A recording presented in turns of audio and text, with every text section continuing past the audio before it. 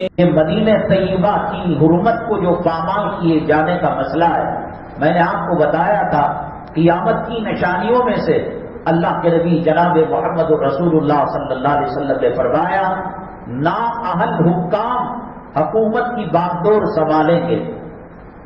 یہ بن سلمان، محمد بن سلمان کہنا یہ رسول پاک صلی اللہ علیہ وسلم کا نام لینا اچھا نہیں ہے، برائی بیان کرتے ہوئے یہ بن سلمان جو سعودی عرب کے اندر ہے،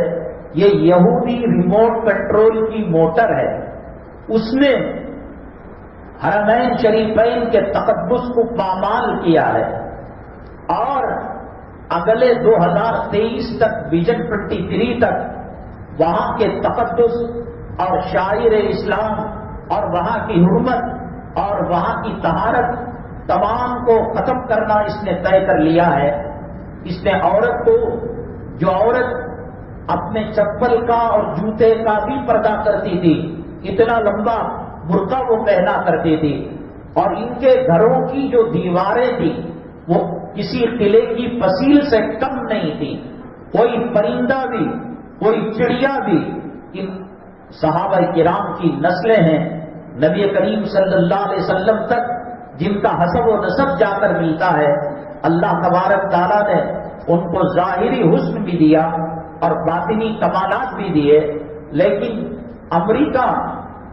حرمین کے تقدس کو باقی نہیں رکھنا چاہتا،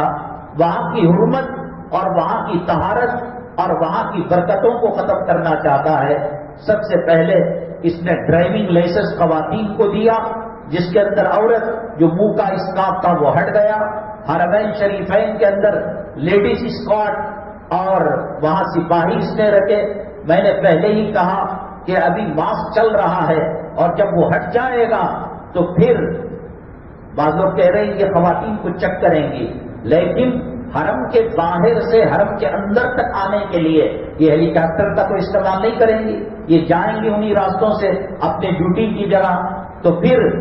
ان کا جو چست لباس ہے جس کو اللہ کے نبی صلی اللہ علیہ وسلم نے فرمایا ربہ کاسیات عاریات، بہت ساری کپڑا پہننے والی، آپ جانتے ہیں ملٹری کا، سیکورٹی گارڈ کا اور پولیس محکمے کا جو یونیفارم ہوتا ہے وہ کسا ہوا ہوتا ہے، جس کے اندر جسم کی شناخت پوری معلوم ہوتی ہے۔ اللہ کے حرم کے تقدس کو وہاں یہ کمینہ پامال کر رہا ہے۔ مدینہ طیبہ کے اندر کئی 11 یا 12 سنیما گھر اس نے کھولے ہیں، اور دنیا کا سعودی مملکت، سعودی عربیہ وہ واحد ملک ہے کہ جہاں پر ایک لڑکا اور ایک لڑکی جا کر کمرہ لے سکتے ہیں، اور وہاں کا مینجمنٹ اور وہاں کا مینیجر اور ہوٹل کی منتظمہ ان سے آئی ڈی نہیں پوچھ سکتی اور ان سے ان کی شناخت نہیں پوچھ سکتی۔ ہندوستان جیسے گئے گزرے ملک کے اندر بھی آپ کسی لاڈجنگ کے اندر جائیں، تنہا جائیں، فیملی لے کر جائے یا کوئی اپنی گرل فرینڈ کو لے کر جائے، کچھ تو شناخت دینی پڑے گی، آدھار کارڈ ہے، آئی ڈی کارڈ ہے۔ زنا عام ہو جائے گا، بچنے کے لیے اجب شناخت ہی نہیں۔ جس مملکت عربیہ کے اندر پارکنگ کے سسٹم کے اندر، مسجد نبوی صلی اللہ علیہ وسلم کے سلر کے اندر جو پارکنگ کا سسٹم ہے وہاں ایسے رکھا گیا ہے کہ جو فیملی والے ہیں ان کا سسٹم الگ ہے کہ مرد ہوگا، بہن ہوگی، بیٹی ہوگی، بھائی ہوں گے، دوسرے نہ دیکھ پائیں، اور جو تنہا لڑکے ہیں غیر شادی شدہ ان کی پارکنگ کا نظام الگ ہے، ہوٹلوں کے اندر الگ ہے۔ یہاں تو صرف ٹوائلٹوں کے اندر، وہاں ہر چیز کے اندر اس کا نظام رکھا جاتا تھا۔ اس نے عورتوں کو آزادی دی، عورتوں کو ڈیوٹی دی، عورتوں کو ملازمت دی، عورت کو کھیل کے میدان میں لے کر آیا، عورت کو ڈرائیونگ دی، عورت کو کونسلر کے الیکشن میں کھڑنے کا موقع دیا اور سنیما ہال کھولا۔ آپ جانتے ہیں اللہ کے نبی صلی اللہ علیہ وسلم کی شہر کی عظمتیں، جہاں جبریل امین علیہ السلام آیا کرتے تھے، جایا کرتے تھے، اور اللہ کے نبی جناب محمد رسول اللہ صلی اللہ علیہ وسلم روضہ مطہرہ کے جس حصے پر آرام فرما رہے ہیں، یہ پوری دنیا اور پورے دنیا کے مسلکوں والے اور مشربوں والے ان کا متفقہ فیصلہ ہے جس حصے پر نبی کریم صلی اللہ علیہ وسلم زمین کے ٹکڑے پر آرام فرما رہے ہیں، وہ ٹکڑا اللہ کے عرش سے بھی اور جنت سے بھی زیادہ قیمتی ہے، اس لیے کہ اللہ تبارک تعالیٰ کی عرش کی طرف جو نسبت ہے، الرحمن علی العرش استویٰ، رحمان عرش پر مستوی ہے، وہ صرف ایک نسبت ہے، وہ حقیقت میں ہم اس کا تصور نہیں کر سکتے، لیکن اللہ کے نبی صلی اللہ علیہ وسلم جس جگہ پر آرام فرما رہے ہیں روضہ مطہرہ کے اندر، حصی اور فزیکلی اور معلوماتی طور پر وہ حصہ زمین کو لگا ہوا ہے، ایسا حصہ کہ جہاں کعبے سے افضل، کعبے کی اینٹوں سے افضل ہے، عرش سے افضل ہے، جنت سے افضل ہے، اس کی حرمت کو پامال کر رہا ہے۔ حضرت سیدنا بلال حبشی رضی اللہ تعالیٰ ہجرت کر کر جب مدینہ طیبہ آئے تو یہ کہا، اللہ مکے کے ظالموں کو، کافروں کو، مشرکوں کو تباہ کر دے، برباد کر دے۔ وہ جو ہمیں راحتیں ملا کرتی تھی، جو سکون ملا کرتا تھا، مدینہ طیبہ کا نام یثرب تھا، جو آدمی وہاں پر جاتا ایک خاص قسم کی بخار آ جاتی، ایک خاص قسم کی بیماری آ جاتی، کوئی رکنے کے لیے تیار نہیں ہوتا۔ اللہ کے نبی صلی اللہ علیہ وسلم نے کہا، اے بلال کیوں بددعا دے رہے ہو؟ حضرت بلال حبشی رضی اللہ تعالیٰ عنہ نے کہا، مکہ مکرمہ میں جو روحانیت تھی، جو ایمانی لذت اور حلاوت تھی، اے اللہ کے نبی صلی اللہ علیہ وسلم یہاں وہ محسوس نہیں ہو رہی ہے۔ اللہ سے دعا کی، نبی کریم صلی اللہ علیہ وسلم نے، اے اللہ مدینہ طیبہ کی سرزمین کو مکہ مکرمہ جیسی محبت والی بنا دے، تابہ بنا دے، طوبہ بنا دے، طیبہ بنا دے، اور یہاں کی خاک کو شفا بنا دے۔ علماء نے کہا، اللہ کے نبی صلی اللہ علیہ وسلم نے فرمایا کہ جب بیماری ستائے، اپنے شہادت کی انگلی یا کسی انگلی پر تھوک کا ذرہ لگائے اور مدینہ طیبہ کی کسی علاقے کی مٹی کو انگلی میں لگا کر وہ چاٹے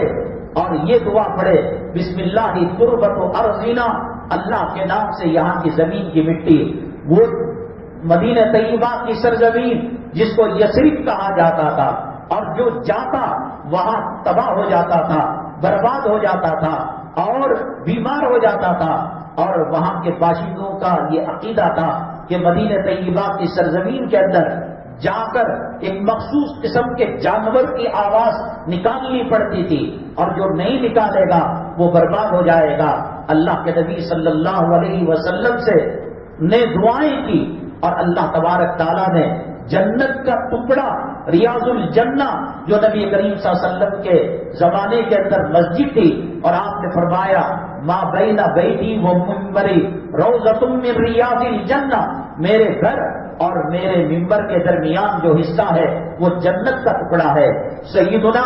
امام اعظم ابو حنیفہ رحمۃ اللہ علیہ کے پاس ایک شخص آیا اور کہا کہ میں نے منت کی ہے کہ سحری کروں گا اپنے گھر میں کروں گا اور افطاری کروں گا جنت میں کروں گا۔ امام حنیفہ رحمۃ اللہ علیہ کو چھوڑ کر دوسرے علماء نے کہا، تجھے مرنا پڑے گا، قیامت کا انتظار کرنا پڑے گا۔ تو اللہ کا امام حنیفہ رحمۃ اللہ علیہ کے پاس آئے، حضرت نے کہا، سحری گھر میں کر اور ریاض الجنہ میں افطاری کر۔ ریاض الجنہ میں افطاری کرنا گویا جنت میں افطاری کرنا ہے۔ وہاں جنت البقیع ہے، وہاں وہ احد کا جنتی پہاڑ ہے۔ اللہ کے نبی صلی اللہ علیہ وسلم نے فرمایا، میں اس سے محبت کرتا ہوں، وہ مجھ سے محبت کرتا ہے۔ امی جان عائشہ صدیقہ رضی اللہ تعالیٰ عنہا نے فرمایا، اے میرے محبوب آقا مکہ مکرمہ میں تھے، جب چاہتے طواف کر لیتے، جب چاہتے عمرہ کر لیتے۔ اللہ کے نبی صلی اللہ علیہ وسلم کے دل کو ذرا احساس ہوا، ذرا سی ہلکی سی چوٹ لگی، ہاں یہ چیز تو ہے نہیں۔ اللہ سے دعا کی، اللہ نے کہا قباء مسجد کے اندر جو 2 رکعت نفل پڑے گا بالخصوص بدھ کے دن، تو اس کو یہ عمرے کا اللہ تبارک تعالیٰ ثواب برآمد فرمائے گا۔ وہاں احرام بننا پڑے گا، صحیح کرنی پڑے گی، طواف کرنا پڑے گا، حلق کرنا پڑے گا، یہاں جا کر 2 رکعت نماز پڑھی۔ تو گویا اللہ تبارک تعالیٰ نے صحابہ کرام اور نبی کریم صلی اللہ علیہ وسلم کی دعاؤں کو سن کر مدینہ طیبہ کے جتنے نام ہیں دنیا کے کسی دنیا میں کسی شہر کے اتنے نام نہیں ہیں۔ اتنے پاکیزہ نام، خوشبو کا نام، طوبہ کا نام، طیبہ کا نام، تابہ کا نام بہت پسند تھا اللہ کے نبی صلی اللہ علیہ وسلم کو. اس کی توہین یہ کر رہا ہے بن سلمان. اللہ کی عزت و جلالت کی قسم، وہ ابو جہل، ابو لہب پر جو کیڑے آئے تھے اور جو بیماری آئی تھی دنیا بھر کے اندر، ایڈز، کینسر، ایبولا اور جو نئی نئی بیماریاں آئیں گی، بن سلمان اگر تو اپنی آخرت سنوارنا چاہتا ہے، اپنی زندگی عزت کے ساتھ گزارنا چاہتا ہے، ایمان پر خاتمہ چاہتا ہے، یہودیوں کی کٹ پتلی ہونے سے بچ جا. اس لیے اللہ کے یہاں بڑی قدر و قیمت ہے مدینہ طیبہ کی سرزمین کی. مسجد نبوی صلی اللہ علیہ وسلم وہاں ہے، روضہ مطہرہ وہاں ہے، جنت کا ٹکڑا وہاں ہے، جنت البقیع وہاں ہے. حضرت سیدنا امام مالک رحمت اللہ علیہ بہت زیادہ مدینہ طیبہ سے محبت کیا کرتے تھے. استنجا اور ٹوائلٹ کو جانے کے لیے اب وہاں کریں، ایک تو چپل بھی نہیں پہنتے تو استنجا کہاں کریں گے؟ یہاں ہو سکتا ہے کسی صحابی کا قدم پڑا ہو، میرے آقا کا قدم پڑا ہو، اور اگر باہر جانا ہوتا اور حدود حرم کے باہر گئے، موت آ گئی، وہ تو مدینہ طیبہ کی موت چاہتے تھے. تو ایسا انہوں نے ٹوائلٹ کا سسٹم بنایا تھا، ایک قدم حرم مدینہ کے اندر اور ایک قدم حرم مدینہ کے باہر، باؤنڈری لائن کے باہر، اور جو غلاظت اور جو فضلہ ہے وہ باہر کی طرف پڑے. اتنا محبت کیا کرتے تھے سیدنا امام مالک رحمت اللہ علیہ.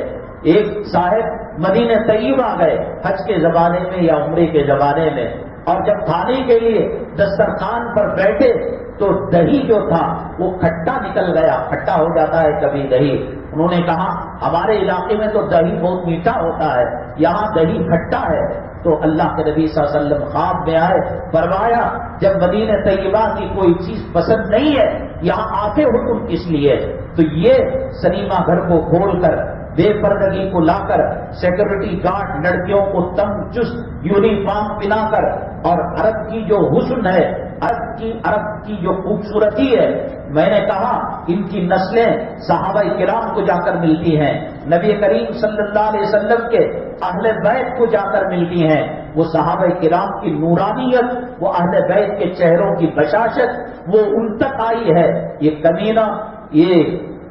یہودیوں کی کٹ پتلی مدینہ طیبہ اور حرمین شریفین کے تقدس کے پامال کرنے پر تلا ہوا ہے، اور عمرے کو بزنس بنا لیا ہے، اور زائرین کو اس نے بزنس بنا لیا ہے. یہ قیامت کی نشانیوں میں سے ایک نشانی ہے، جہاں آپ اپنے لیے، اپنی اولاد کے لیے دعائیں کرتے ہیں. اس کم وقت کے لیے دعا کرے، اللہ جلد جلد از اس کو توبہ کی توفیق نصیب کرے، ورنہ اللہ تبارک تعالیٰ اسلامی منہج پر، خلافت کے منہج پر اللہ تبارک تعالیٰ وہاں حکومت کو قائم فرمائے. حرمین شریفین کے علاوہ اس نے جو ماڈل بنا رکھا ہے پکنک کے